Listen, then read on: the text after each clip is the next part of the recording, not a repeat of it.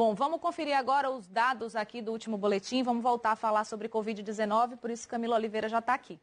Pois é, pessoal, a gente está acompanhando então os números aqui de casos confirmados, estão crescendo a cada dia. Nas últimas 24 horas foram confirmados na Bahia 3.228 novos casos. Nas últimas 24 horas foram 22 mortes. A gente passou o olho aqui na média móvel para poder analisar esse crescimento. Olha só a curva como está subindo nessa velocidade muito rápida, 68% de alta então. Indica aí que a gente está em média por dia registrando na Bahia mais de 2.600 casos de Covid. Está aí que aí pertinho de você tem os casos ativos também. São pessoas doentes nesse momento. Uma quantidade imensa, 11.771 casos ativos. Em relação à taxa de ocupação dos leitos, aqui em Salvador, a UTI está com 65% de ocupação e em todo o estado da Bahia já subiu mais um pouco. Ontem 71%, hoje 72% de ocupação. A média móvel já reflete na taxa de ocupação, né? Exatamente. A gente segue falando, então, desse assunto. Pelo segundo dia seguido, a Secretaria de Saúde do Estado registrou mais de 3.000 novos casos da Covid-19. O secretário estadual de Saúde, Fábio Vilas Boas, já está aqui com a gente. Oi, secretário, bom dia. Obrigada por mais uma vez estar aqui no JM. Bom dia, Thaís. Secretário, 2 dias seguidos, 3.000 casos. Recentemente, o senhor disse que ainda não estávamos na segunda onda. Já podemos falar em segunda onda, secretário? Nós já estamos completando 3 semanas sucessivas de crescimento progressivo, contínuo do número de casos. Portanto, é possível falar que nós estamos já enfrentando uma segunda onda. E uma segunda onda num cenário mais grave do que enfrentamos na época do início da pandemia. O número que nós temos hoje de casos ativos, de casos novos, equivale aproximadamente o mês de junho de 2020. Só que naquela época nós tínhamos um revezamento de surtos. Nós tínhamos uma onda que começou na capital e foi avançando pelo interior. À medida que uma região nova ia apresentando casos, a outra ia diminuindo.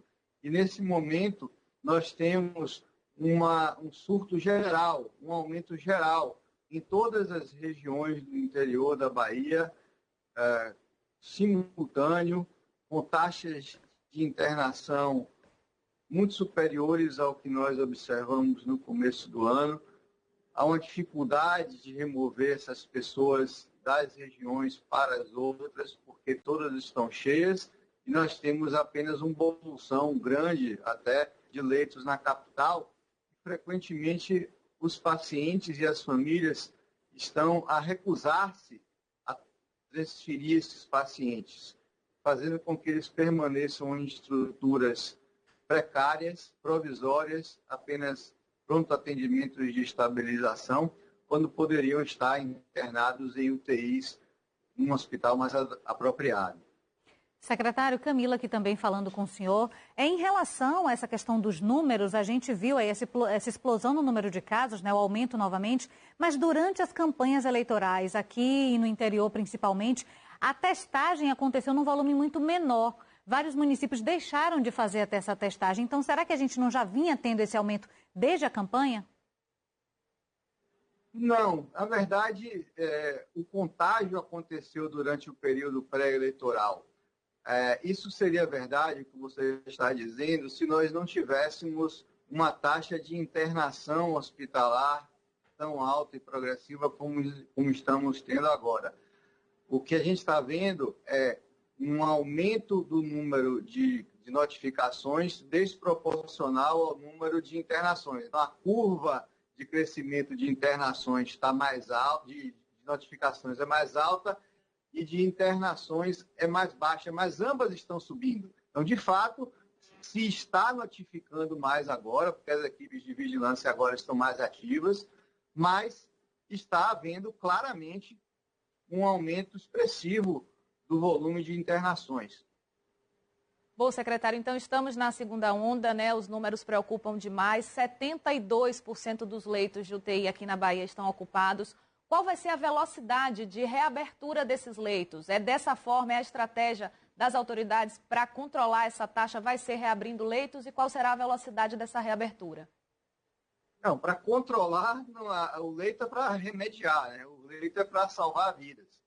Para reduzir a taxa de transmissão. Todo mundo já sabe quais são as medidas. O que nós precisamos, como poder público, é garantir que situações excepcionais de paredões, de festas, como vinham acontecendo, sejam proibidas, nem que se use a polícia militar. Todas as denúncias que nós temos recebido, o secretário de Municipais de Saúde do interior inteiro, eu estou pedindo que encaminhem para a secretaria.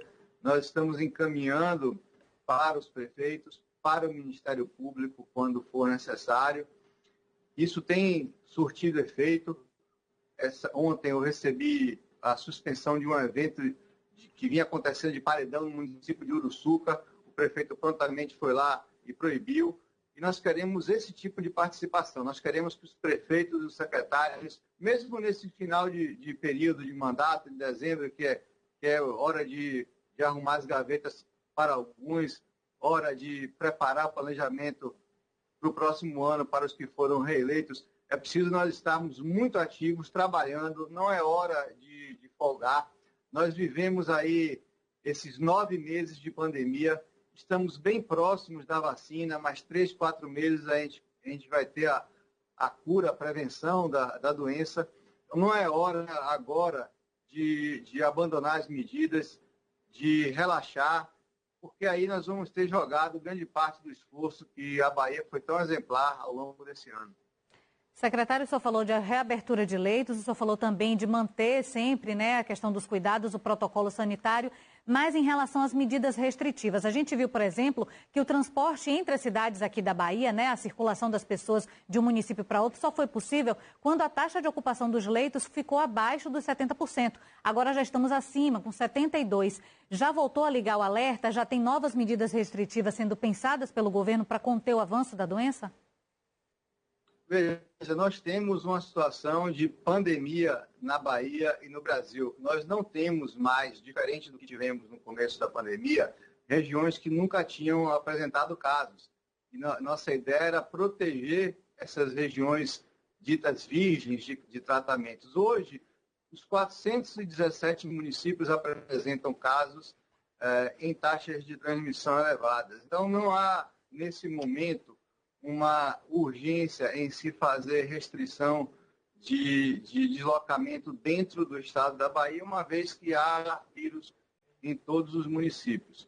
Nós precisamos combater as taxas de transmissão pela proximidade das pessoas, evitando os eventos, as aglomerações. É isso que está ao alcance do poder público.